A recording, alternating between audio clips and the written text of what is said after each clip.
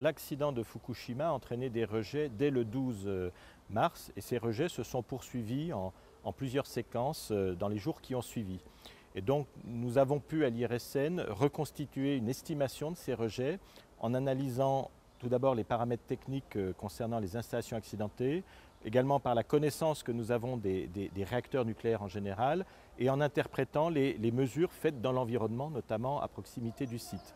Et qu'est-ce qu'on peut dire en termes de conséquences dans l'environnement? Alors tout d'abord, ce qu'il faut retenir, c'est que la conséquence la plus immédiate, c'est la dispersion dans l'atmosphère de produits radioactifs qui ont été rejetés au fil de ces jours. Qu'est-ce que c'est que ces produits? Ce sont des gaz, notamment de ce qu'on appelle des gaz rares, tels que le xénon 133 ou le krypton 85, mais également des produits volatiles qui vont se disperser sous forme de fines particules dans l'air, par exemple les iodes radioactifs, les césiums radioactifs, et les tellures, pour citer les principaux. Et en termes d'impact sur l'environnement et la santé, la première priorité, c'est de se protéger contre l'exposition immédiate vis-à-vis de ce panache radioactif qui se forme. Alors c'est quoi un panache? En fait, lorsque ce rejet se produit, il y a une dispersion dans l'atmosphère en fonction des conditions météorologiques qui va disperser à grande distance, mais en diluant en même temps ces produits radioactifs. Et donc, si vous êtes à proximité du site, vous avez une forte concentration des produits radioactifs dans l'air auxquels vous êtes exposé. Donc, vous pouvez être exposé soit par le rayonnement émis par ces produits radioactifs, ou bien en inhalant ces produits. Et à ce moment-là, vous recevez une dose également par contamination interne, notamment une dose à la thyroïde, puisque parmi les produits, on a de l'iode radioactif qui se fixe sur cet organe. Donc ça, c'était la première conséquence immédiate contre laquelle les autorités japonaises ont engagé rapidement des actions de protection, c'est-à-dire éloigner les gens qui sont les plus exposés, c'est-à-dire au plus près de la centrale, ou bien les mettre à l'abri. Ensuite, ces rejets radioactifs, que sont-ils devenus?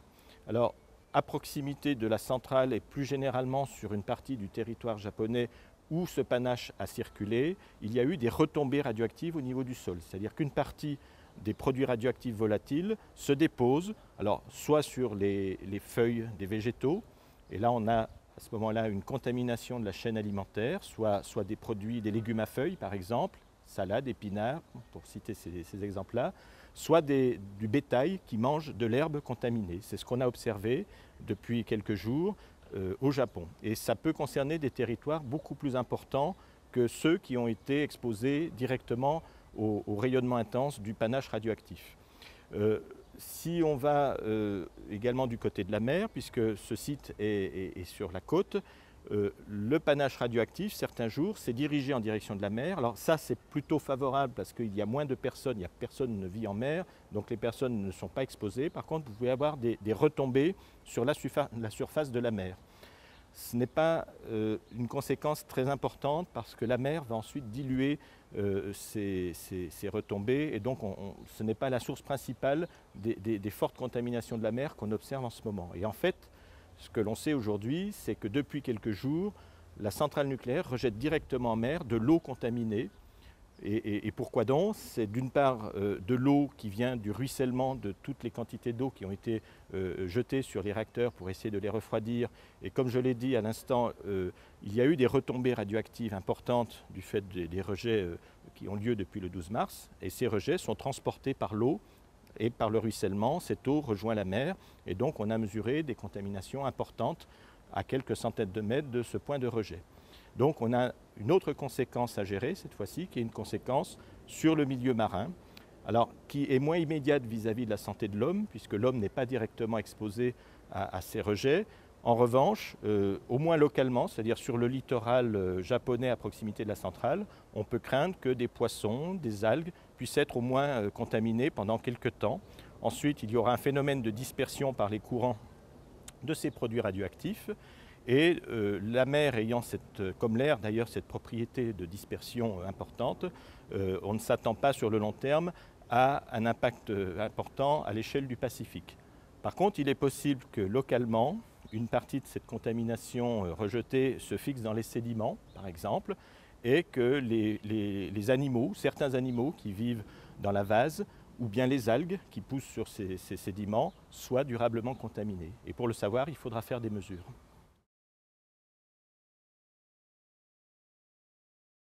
Aujourd'hui, donc 15 jours à peu près après l'accident, le problème pour l'environnement au Japon, ce n'est plus tellement le panache radioactif, puisqu'il y a aujourd'hui pratiquement plus de rejets venant de la centrale. Par contre, vous avez eu des retombées aussi bien sur les productions agricoles, mais également dans les milieux urbains. Et à Tokyo, par exemple, on sait qu'il y a eu un faible dépôt radioactif qu'on a pu mesurer. Et on sait également que le niveau d'exposition pour les tokyoïtes entraîne des faibles doses qui ne justifient pas de protection particulière. On sait également qu'à Tokyo, donc, le système de production d'eau a été impacté par les retombées radioactives les jours où le panache est passé sur la ville. Ça a pu être mesuré et s'entraîner des contaminations, mais qui ne sont finalement que transitoires. Donc contrairement à ce qu'on craint à proximité de la centrale, où très certainement on a des territoires fortement et durablement contaminés, dans le cas de Tokyo, on a affaire qu'à une faible contamination qui est mesurable, c'est certain, qui a entraîné des doses pour les tokyoïtes, c'est certain aussi, mais ce sont des faibles doses et donc il n'y a pas de crainte à avoir par rapport à cette situation actuelle.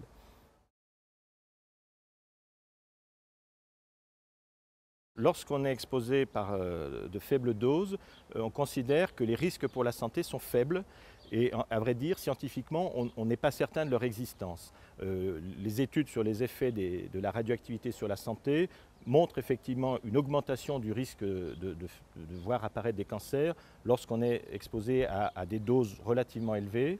Et par précaution, on considère que ce risque existe toujours à plus faible dose, même si on n'en est pas certain. Et simplement, quand les doses sont faibles, on considère que le risque est faible. Quand elles sont très faibles, il est très faible, et ainsi de suite. Dans le cas des expositions reçues par les personnes qui vivaient à Tokyo, ce sont des doses qui sont de l'ordre du millisievert ou moins pour les doses à la thyroïde. Et ce sont des doses qui sont similaires à celles que nous subissons tous les jours du fait du rayonnement naturel ambiant. Donc on considère que, compte tenu des rejets que nous avons estimés, mais également des mesures dont nous disposons sur Tokyo, même si on peut mesurer de la contamination, c'est vrai, il n'y a pas eu un risque important pour les personnes. C'est une situation qui est très différente finalement de ce qui a pu se passer dans les quelques dizaines de kilomètres autour du site, où là, le panache radioactif était beaucoup plus concentré, donc une source de rayonnement beaucoup plus intense, un risque d'inhalation beaucoup plus important.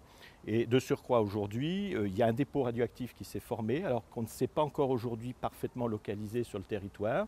Pourquoi? Parce que le dépôt dépend bien sûr de la dispersion dans l'air qui a évolué au cours du temps, mais également des pluies, parce que les pluies vont intensifier les dépôts, et donc la cartographie de ces dépôts est complexe. Mais ce qu'il faut savoir, c'est que dans la durée, les gens qui vivent sur des territoires qui ont reçu des dépôts importants peuvent recevoir des doses qui peuvent justifier éventuellement de les éloigner temporairement pour se protéger contre ce dépôt.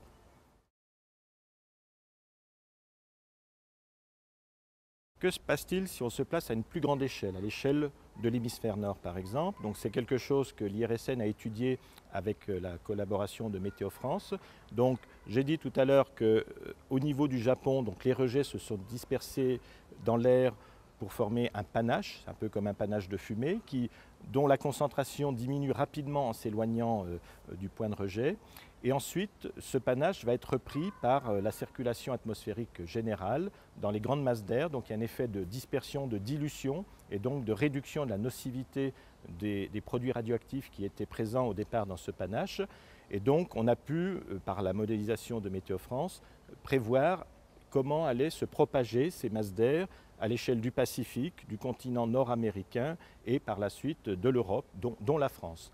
Alors aujourd'hui nous y sommes, si je puis dire, puisque donc depuis le 24 mars, on sait par des mesures de très haute précision que des traces de produits radioactifs venant de l'accident de Fukushima ont pu être détectées en France. Alors tout d'abord donc en altitude, au sommet du Puy-de-Dôme, donc on a trouvé des traces d'iode particulières grâce à des prélèvements à très grand débit d'air que l'on filtre sur des filtres spéciaux et qu'ensuite on va mesurer en laboratoire.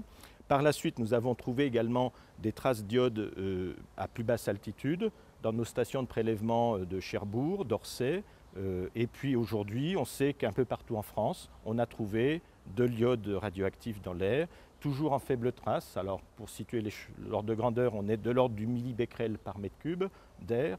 Ça représente pratiquement 10 000 fois moins que ce qu'on avait mesuré en France, dans l'est de la France, du temps de l'accident de Tchernobyl. Donc ce sont des traces, comme je dis, difficiles à mesurer, il faut des moyens spéciaux pour cela.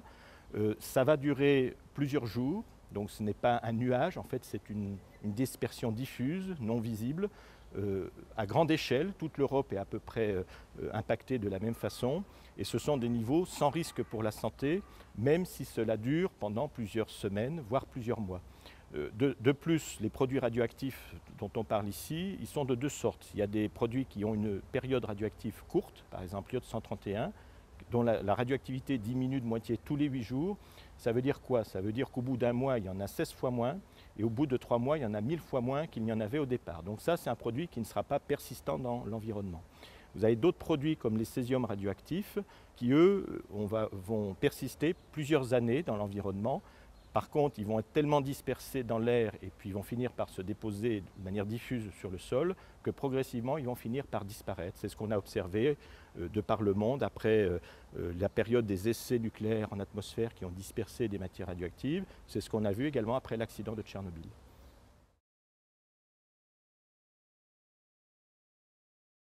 S'agissant de l'iode radioactif présent dans l'air, en fait, on est très peu exposé par inhalation. Ça serait, sur le plan théorique, principalement par la contamination des denrées alimentaires que cela pourrait se produire. C'est ce qu'on a vu après l'accident de Tchernobyl. Simplement, dans le cas présent, les quantités d'iode qui sont présentes dans l'air sont tellement faibles que la contamination de ces denrées alimentaires sera très ténue, ne durera que très peu de temps, on risque de l'observer que quelques jours ou quelques semaines, et donc la dose qu'on pourrait recevoir, en particulier la dose à la thyroïde, qui est l'indicateur important pour apprécier le risque de cancer de la thyroïde, est infinitésimale, et partant de là, il est absolument injustifié de prendre des comprimés d'iode stable pour éviter cette dose.